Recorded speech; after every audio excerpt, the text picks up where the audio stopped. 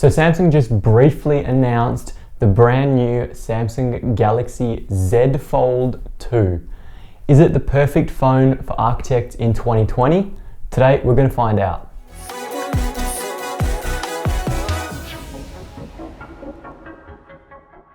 What's going on, guys? My name is David Tomic and welcome back to the channel. If you're new here, thank you so much for joining me. Like I said, my name is David Tomic. I'm a Masters of Architecture graduate and I'm an entrepreneur. I've started multiple businesses across the years and I've also invested in many other things. First and foremost, I design beautiful homes and commercial architecture for a living. So today I really wanted to focus on the Z Fold 2 to see if it is the perfect utensil for architects across the world. So before we get right into this video, quick life update. Yes, I'm still in crutches. Yes, I'm still in a cast. For those of you who don't know, I ruptured my Achilles tendon a couple weeks ago and I have my specialist appointment at the end of this week. So far, all good. I've just been in a cast, immobilized, can't really do much getting around on the crutches. The good thing is I've still been able to go to work and I've still been able to make these YouTube videos. So I think that deserves that you smash that like button and help this video with the YouTube algorithm. So first of all, it has been announced by Samsung officially, but it also hasn't been announced by Samsung officially. On September 1st, they will be announcing all the specs, all the bells and whistles that come along with it. Today, we only have the general understanding of what it is, what it's capable of, and potentially what we're going to find out on September 1st. However, the theory and the concept remain very strong and remain exactly the same. So let's talk about the specs that we actually do know so far. The Samsung Z Fold 2 comes in a beautiful new design. So the old Samsung Fold 1 had a much smaller front screen. The front screen on the Samsung Z Fold 2 now is immersive. It takes up the entire space. It's 6.2 inches bezel to bezel. And then when you unfold the device, it is 7.6 inches bezel to bezel. So if you were to compare this to an iPad mini, which is 7.9 inches, it is a very similar size and shape. The one advantage here you have is straight away, it's a 120 Hertz AMOLED display. And if you're not familiar with 120 Hertz, it's significantly smoother and a lot more user-friendly to use. Your eyes immediately recognize the difference. So once you make the switch to 120 from 60, you'll definitely be happy that you did. On the back, we can see it features a triple camera setup, but they don't tell us what these specs are yet. We can, however, determine it's going to be very similar to the Note 20 series, which means a 12 megapixel ultra-wide camera, a 12 megapixel wide camera, and a 64 megapixel telephoto lens. It doesn't appear that there's any laser focusing sensors on the back of this device, not in the renders at least, so we probably won't get the camera features from the Note 20 Ultra, just the original Note 20 series. The big thing that destroyed the Z Fold 1 was the fact it wasn't dust resistant, water resistant, or basically life proof at all. People started peeling off the screens as soon as they got it and destroyed it. So that really set Samsung back. We have no information if this one is going to be dust proof or waterproof, but they have said it is more life proof now. So we're hoping it's going to be a little bit more robust. The Z Fold 2 comes in two color options, Mystic Black and Mystic Bronze. The Mystic Bronze is the one that they've been displaying and pushing very hard, and I'm sure it will do very well across the world. However, personally, I will be picking the Mystic Black. Unfolded, it is only 6 millimeters thin. That is an incredibly thin device.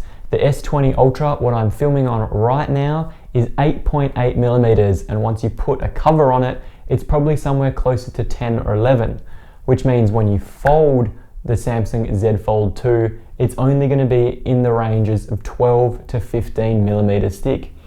That's actually not too bad, especially if you're one of those people that's used to carrying one of those big clunky wallet cases. I'm not a fan, but if you are, it's probably still thinner than that itself. Okay, so enough about the specs. Why do I think this is the perfect device for architects in the world right now in 2020? Well, it's the best of both worlds. It's a phone and a tablet at the exact same time.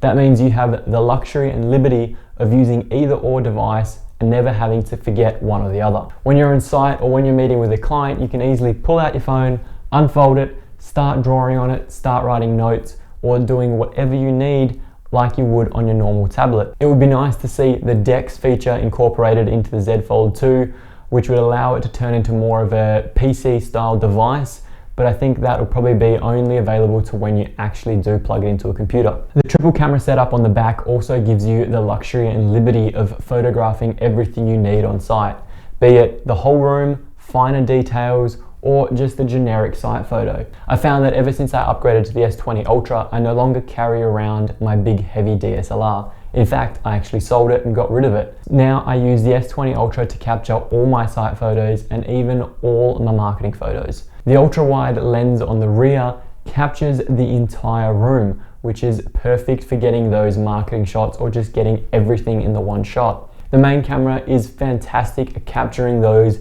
in the life moments or just perfect details. And then you have the telephoto lens, which also has that ability of really getting up close and personal with some textures.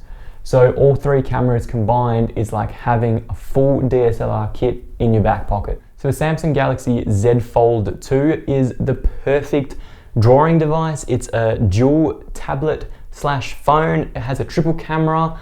What else do you want? I think that definitely deserves you smashing the like button. Having said this, I don't think it is the perfect device for architects just yet. And let me explain. I said that it's the perfect device for taking notes and drawing in front of your clients. But unfortunately, there is no S Pen or any sort of stylus device that accompanies it. There is no generic accessory that they've unveiled that goes with this device. I think it would be a perfect accessory if it had the Note 20 style S Pen built into the bottom and it just clicked out whenever you needed it. That is definitely something I'll be looking forward to in the next version of the Z Fold 2, if that feature ever comes out for this device. So without the S Pen, I think that it kind of limits you to what you can do on the tablet itself. Yes, you can still type notes and you can draw with your hands, but it's not the same as using a physical pen. I use the Apple Pencil all the time on my iPad, and I think it is the best purchase I've made to date for this device. So having that accessory would put this device in a whole nother category. Also, we don't know if this phone is water or dust resistant yet. So going on site, being around builders, around tradies, with the dust everywhere, things flying around, most of the time it's sand, it's dirt, it's water, especially if it's raining. You don't want this device, which is probably going to range upwards of 2,000 Australian dollars, to get destroyed on the first day you go on site. You'll probably look pretty silly if you pull out your super expensive phone, unfold it, all the dust gets in and it's gone. So you really don't want this happening to your device, and until it is fully water resistant and dust resistant, there's probably going to be a few issues with taking this phone on site. Now, I mentioned the triple camera setup on the back being a luxury feature for anybody out in the field. The S20 Ultra that I use now has a premium camera bump on the back. The Fold 2 apparently is not going to have those premium specs. So yes, you're going to get decent photos and everything you need, but you're definitely not going to get those DSLR quality high res images that you're really looking for. And finally, I do think this device is the way of the future, but at the moment it is still probably a little bit too small to be used as a practical device. At 7.6 inches, it's definitely too small. An iPad mini isn't something you can really use practically on a day-to-day basis for something that requires a lot of graphic kind of design elements to it. I think, in my personal opinion, 10.5 inches, the iPad itself, iPad as they call it, is probably the perfect size. So if this device were able to expand to such a large screen display, that would again make this device so much better. So just to recap, I think that this device is amazing, but I don't think it's the perfect device for architects to throw away all their phones and their tablets just yet. When it gets a little bit more refined, is dustproof and waterproof, potentially has that S Pen inside it, and is a little bit bigger on the unfolded display, then I think this device is going to be incredible. Anyway, that's all from me today, guys. Thank you so much for watching. I hope you enjoyed the video. If you did, make sure you smash that subscribe button 2020 style, hit the like button to help the algorithm, and as always, I'll see you next Monday.